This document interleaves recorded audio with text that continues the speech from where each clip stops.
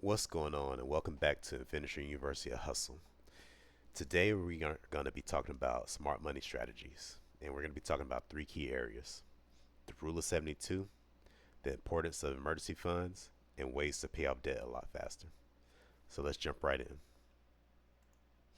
All right, understanding how money works is crucial, and whether it's doubling your investments, preparing for unexpected expenses, or eliminating debt, each of these strategies are going to play a vital role to help you build financial freedom.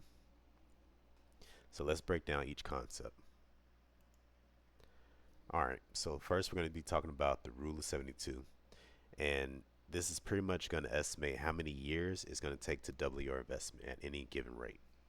So what you're essentially going to do is you're going to divide 72 by whatever your interest rate is, and then that's going to tell you how long it's going to take for your investment to double.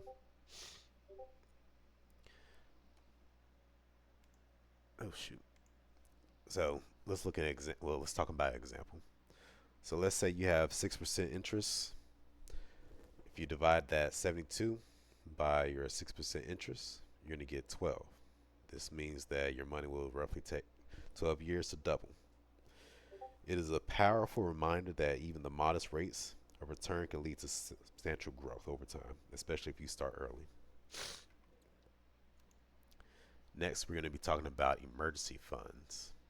And what emergency funds are, these are going to be funds that pretty much help you whenever you have like a sudden job loss, you need any type of home repairs or car repair, you have any type of medical expenses or anything like that. This is the fund that you're going to be able to use to dig into and be able to go ahead and boom, hey, let me go ahead and handle that. This keeps you stress free. You don't have to stress about money. You don't have to stress about how you're going to get the money to do something.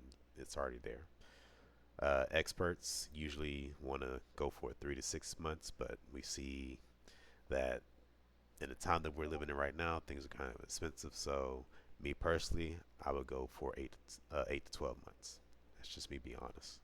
But everybody's situation is different. You can go to 3 to 6, 8 to 12. It's just all about you and how comfortable you want to be. I want to be very comfortable, so 8 to 12 is what I strive for. All right, so let's talk about ways to build an emergency fund. Um, there's many different ways you can go ahead and start building your emergency fund. Me personally, automation is a very easy and to me the smartest thing to do. But you can create yourself, just saving goals. Um, a lot of people have that discipline where they can just set goals and go for it. A lot of other people like myself, I have to automate it. If I don't see it going somewhere, I won't know that it's going there. I won't too much care about it going there because eventually I'm gonna end up having to use it at some point. You know what I mean? Or hopefully I won't have to, and it just sits there. But I rather it go there without me having to put it there because if I put it there and I see it there, then I'm going to go to touch if I see something I actually like. So for me, automation works best. But for a lot of people, just setting that goal, hey, I want to put away $100 a month just to build up, 12 months of expenses or whatever the case may be. As long as you start doing that, you'll be able to build up yourself your emergency fund. Um, of course, cutting out any unnecessary expenses, anything that's not a necessity, cut it out. Um, there's a lot of things that we all need to cut out anyways, and that is a very good way to free up some money to put towards savings, put towards investings, and different things like that. Now, first things first, you want to just go ahead and sit down and see exactly what is a need in your household. Everybody's household is different, everybody's needs are different. You figure out your needs for you and your family, and then go from there. Once you figure out your needs, you can start seeing what's unnecessary and you can start cutting out that stuff. You don't have to cut everything out cold turkey. It would be great if you did, but a lot of us don't have that discipline, you know what I mean? So if you don't have that discipline, you have to tackle it one by one. If you have that discipline where you just go and cut it all out, you would save yourself so much money. All right. And then you also, whenever you get like a bonus from your job or anytime you get any type of extra money, most of that money that you get extra that is more than what your usual income is, put that to the side.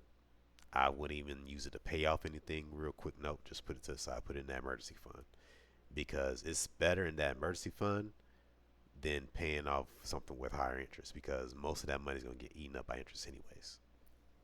Put it to the side.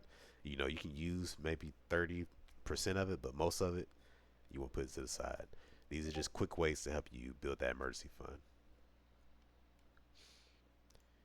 All right, so now we're going to be talking about different ways to pay off debt faster and getting rid of bad debt. Now, we're not talking about good debt, we're talking about bad debt. You want to get rid of that bad debt. We'll talk about good debt in other episodes, but right now, we're helping you get to that point where you can start getting to that good debt. All right, so first things first, we're going to be talking about this bad debt. So, bad debt is something that you really want to get rid of because most of bad debt is high interest and is really just eating away at your money. Like I've been saying, um, there's different ways that you can get rid of that debt quickly.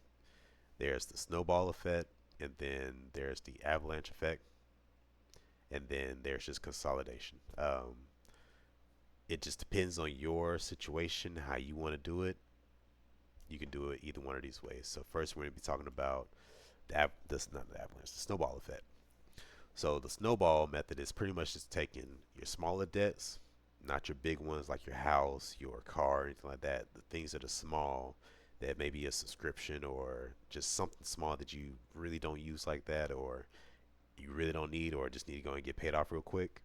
Those small debts are what you want to focus on first because he's going to help you just slowly build up to those bigger debts and stuff like that. Especially if this works best if you're someone that has not high income, well, you're not a high income earner.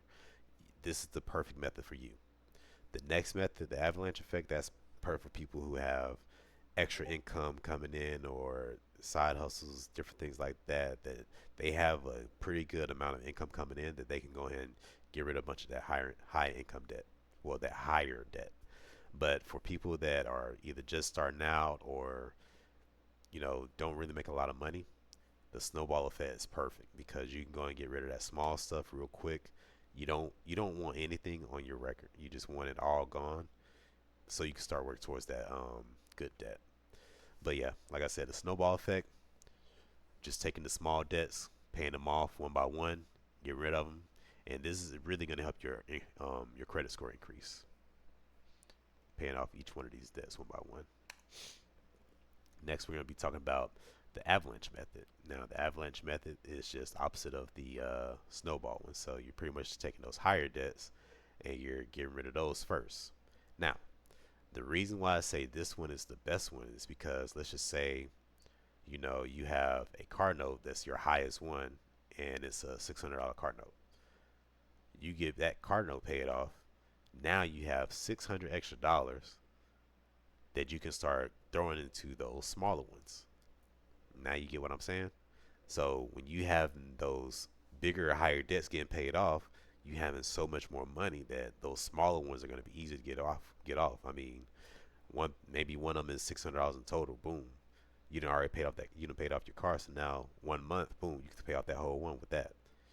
Some of us that had gym memberships, we let go. $200, boom. You still got $400 at that point to throw towards other debts. So that's why I say the avalanche one is better.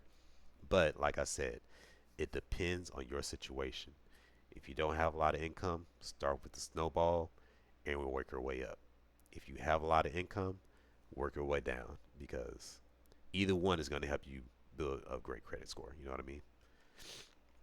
And then, of course, we have consolidation. I didn't add a slide for consolidation, but there's different companies that allow you to lump sum all of your debts into one, and then you can pretty much make one low interest payment on it. And that helps a lot too because you can put it all in one and just have one payment, call it a day. Boom, cool. A lot of people work with that. A lot of people work with avalanche method. A lot of people work with snowball method. It just depends on what works for you. All right, so that was it for today's episode. We were talking about the Rule 72, establishing emergency funds, and effective debt repayment methods. If you like this type of content or if you found it useful, make sure you hit that like button, subscribe, and share this video with anyone else that needs this type of content. And also remember, you can join our community, well, our Discord community, for real-time insights and support on your journey to financial freedom. Remember, smart money strategies are all about taking small, consistent steps towards building wealth. Thanks for watching, and I'll see you on the next lesson. Peace.